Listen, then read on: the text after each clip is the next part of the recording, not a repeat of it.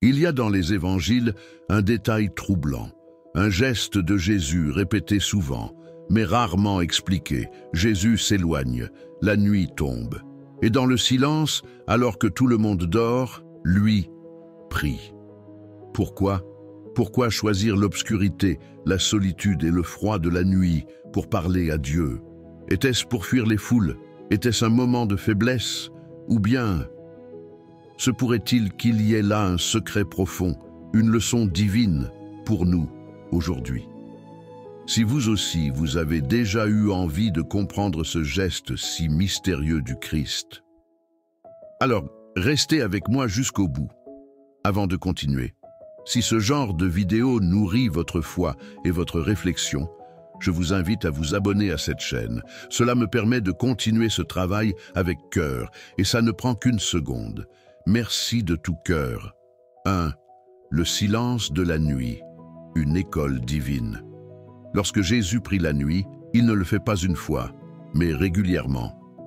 Dans l'évangile de Luc 6:12, il est écrit « Il se rendit dans la montagne pour prier, et il passa toute la nuit à prier Dieu. » La nuit, c'est le moment où tout ralentit. Le bruit du monde s'éteint.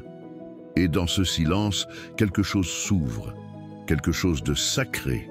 Jésus choisit la nuit parce que c'est un temps d'intimité avec le Père, un temps sans distraction, un moment où l'âme peut s'exprimer sans bruit, sans masque.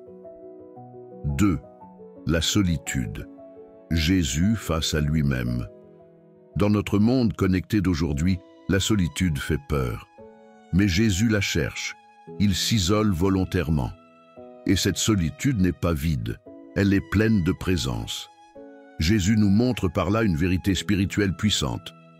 La relation avec Dieu n'est souvent loin du regard des autres, dans le secret, dans l'authenticité, dans la nuit. Ce choix d'être seul, c'est aussi un appel pour nous.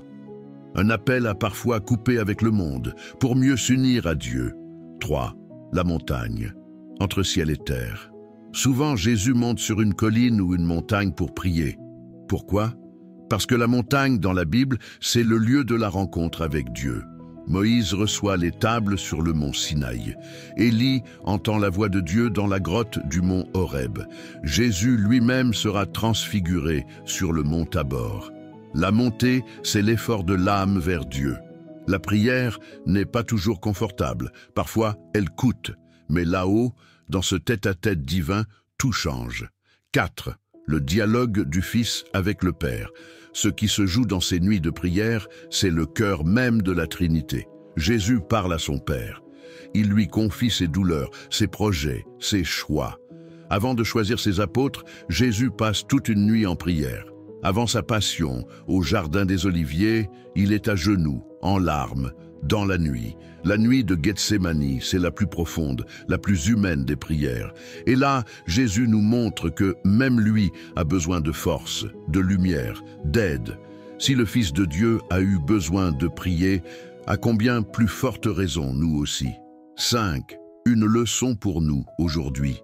Jésus ne priait pas la nuit pour fuir. Il priait la nuit pour s'unir, pour se recentrer, pour écouter, pour confier. Dans un monde bruyant, il nous montre l'importance du retrait, de la pause sacrée. Et cette leçon, elle est plus actuelle que jamais. Nous aussi, parfois, nous devons éteindre nos écrans, fuir le vacarme, chercher une montagne intérieure. Même dans un petit coin de chambre, même 5 minutes, Dieu attend. Et dans le silence, il parle. La conclusion, la nuit, lieu d'amour. La nuit, ce n'est pas le vide, ce n'est pas l'absence. C'est le moment privilégié du cœur à cœur. Jésus a prié la nuit parce que c'est là qu'il pouvait aimer librement, sans foule, sans distraction, juste lui et le Père. Alors, la prochaine fois que vous serez réveillé la nuit, au lieu de prendre votre téléphone, pourquoi ne pas, vous aussi, prier dans le secret et entrer dans cette nuit sacrée où Jésus nous attend déjà? Quand tu pries, entre dans ta chambre, ferme la porte et prie ton Père qui est là, dans le secret. Matthieu 6, 6. Merci d'avoir écouté jusqu'au bout.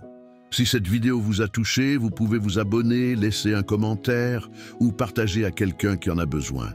Et n'oubliez pas, parfois, c'est dans la nuit que Dieu parle le plus fort.